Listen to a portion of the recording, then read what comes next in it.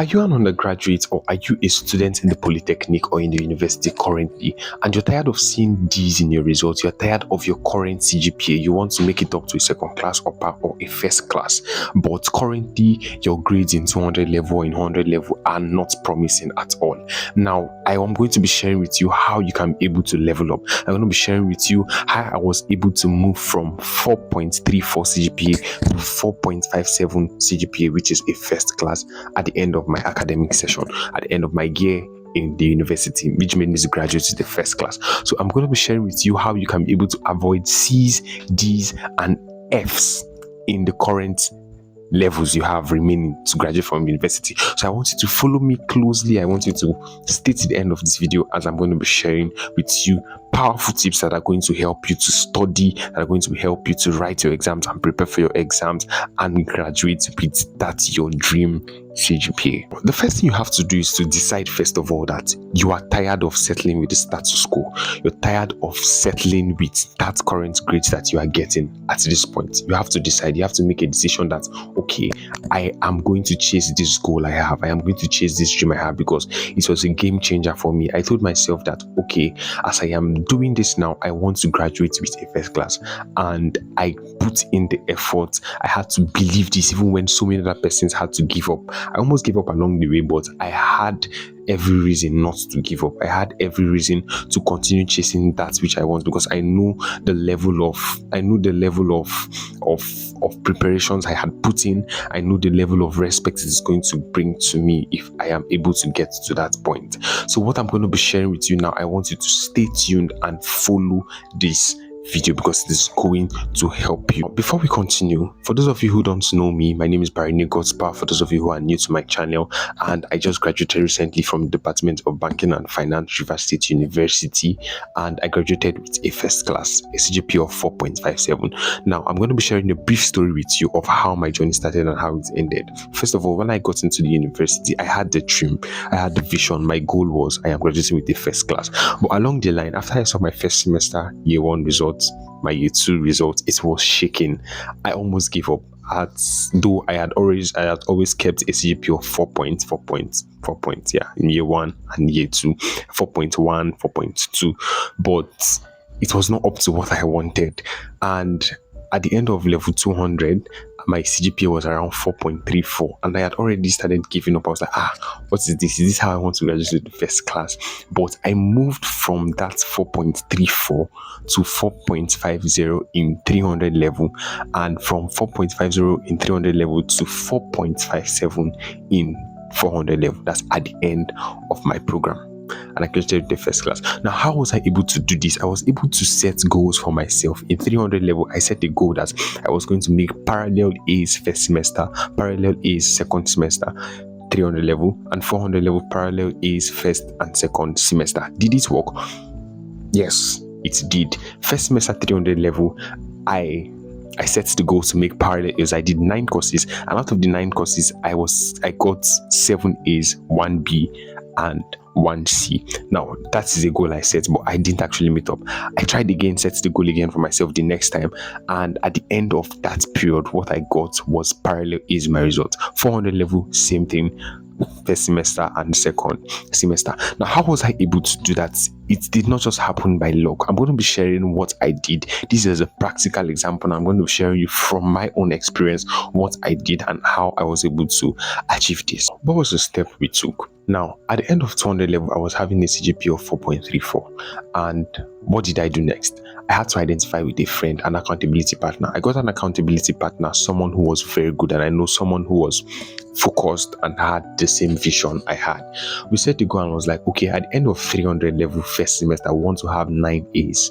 We're doing 9 courses, and we had to set that goal and say, okay, this 300 level first semester, we're getting 9 A's completely.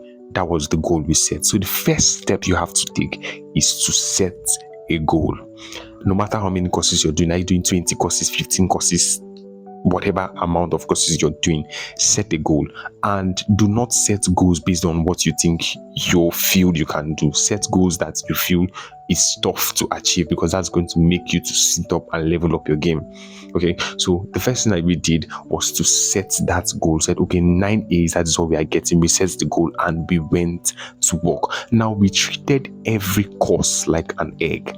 We treated every course as though if we failed this course, if we did not get an A in this course, it's an F for us. That was the mindset we're having towards every course. We're like, okay, if I am doing maths and I'm doing English, if I get maths A and I get B in English, that means I have failed English. I did not pass it. That was the mindset we have. Have a mindset that if you have anything less than an A in any of the courses, you have failed that course automatically. Then that's the mindset we had. So set that kind of goal, set the goal, write it down, list all the courses you're doing, write down the grades you want to see, let it all be A's, target all A's in all your results. That's the first step you have to take. After that, the second thing you have to do is to level up your reading game. Now, you do not have to continue reading the way you have been reading because you are actually chasing a goal. You're actually chasing something that is worthwhile. You do not have to continue reading the way you have to do. If you were reading for 1 hour, you have to double it to 2 hours. If you're reading for 2 hours, you have to double it for 3 hours, because now you have a goal and you are chasing something. So after you have identified all the courses and set the goal, the next thing is to level up your reading game. After every course, after every lecture, make sure you read. After every lecture, you have to go back home and pick up that lecture note and begin to read it, because whatever you're taking at that point, it remains fresh and it sticks to your brain. That's one trick I found out. Like, immediately you finish from lectures, even if you've not gone home, just sit somewhere close to the class and just go through it. Even if you don't read, just go through it, flip, glance. It sticks better than reading 2 weeks later. It sticks better than reading 4 weeks later or close to the examination time. So that is another thing I did. Number 3, avoid reading 2 weeks to exams. Avoid reading 3 weeks to exams. Yes, I did it at some point, but if you're someone who does it consistently, you're going to find it very difficult to assimilate some certain things, and you find out that you begin to read under pressure. So what you're going to do is to take down notes in every class, and after taking down notes in the class, after the class, go somewhere and begin to glance through that note. Read it like you are reading a storybook. I bet you it sticks better. Read like you're reading a storybook, and after a few weeks, if you want to write some things down, if you want to jot down something from what you got, what you understood, it's perfectly fine. But do not allow that note to begin to assimilate. Do not allow that note to begin to be so bulky to the extent that each time you pick up the book to read it, you feel like, oh, this is so much for me to begin to cover. So it helps you to break it down. It helps you to break down these things gradually, step by step. By this, you find out that during exam periods, you just have to glance through, because so many things are already stuck to your memory. Another thing you have to do is to understand what works for you. What might work for me might not work for the next person. What works for the next person might not work for me. So you have to understand how well you are able to assimilate some things, how well you are able to understand notes, how fast you are able to understand some certain things. Are you the type that will have to read and it takes 2 days before you begin to understand everything you have read? Are you the type that you have to read and rewrite, because I remember I'm someone who reads and rewrites. I can read a textbook and rewrite the entire textbooks in my own words. That makes me assimilate it better. You have to understand what works for you. Are you one that you have to read and immediately it sticks? Understand what works for you and make sure you are consistent with what works for you. Don't try to be like anybody else. Use what works for you, because whatever works for you is going to help you. You are alone in the exam hall. You are alone in your seat. Don't have the mindset that you're going to the exam hall and you're relying on someone else. What if they didn't keep you next to the person? So don't rely on someone in an examination. You have to do what works for you and make sure you use it every single time. Make sure you are consistent in using it every single time. Next, you have to take and make good use of past questions. The university system does not joke with past questions. Make sure you solve past questions before sitting for every single examination. There are past questions everywhere. Get it from your friends, get it from your predecessors, make sure you get past questions, and make sure you make use of it very well, cover to cover. Even if it does not come out, make sure you still read it, so that you know that if you go to the exam hall and you see it, you can smash it. And if you don't see it, you let go and read. Now, do not focus on one and leave the other. Note, do not focus on one and leave the other. Read your notes first.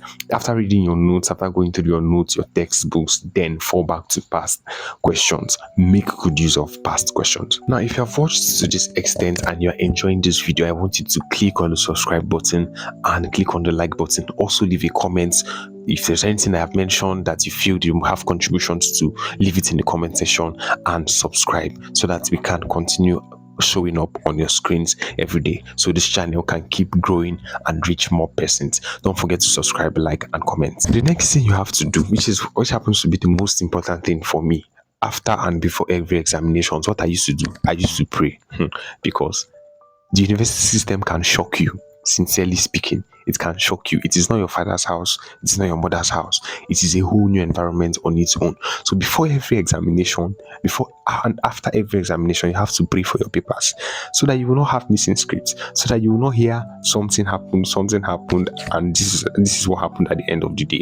So it works for me. I know it works. After the reading, after the revisions, after the past questions, after everything, after writing, after pouring out my head in the paper, I always prayed before I started every exam. I always prayed after every examination. I took the papers to God, called the name of the course, the name of the lecturer, and the name of everybody. I had to do that because it helps. Do what your faith tells you. Do what, if you're someone who believes, you're someone who is a Muslim, a Christian, wherever you are, make sure you commit to the Almighty. Commit your papers, commit your examinations to the Almighty, and you are going to get the most out of it, sincerely speaking. Now, there are persons who would always want to pray and leave the reading aspect out of it, or they want to read and leave everything. Everything works together. Make sure you collaborate. It is collaboration. Now, collabo. Make sure that everything works together. Do not do one and leave one. Do not let one suffer while the other one survives. Yeah. So these are tips that I used, and these are things that helped me. And when I check my results, I always smile. If I see that I didn't meet up to my target, I smile. I pick up my shoes, pick up my bed, and continue walking. Just have to keep going, do better. If I didn't hit the target, I have to set the target again, and definitely you are going to meet it. And at the end of the day, find out that everything works out well. Now, if this video has been helpful, I want you to like, subscribe, and share. If there is any point you feel I did not make, please leave it in the comment section, and we're going to be talking about it in the next video. Thank you very much for watching this video and staying till the end. I remain Barine Gospel, and follow this channel and share it with your friends. Thank you.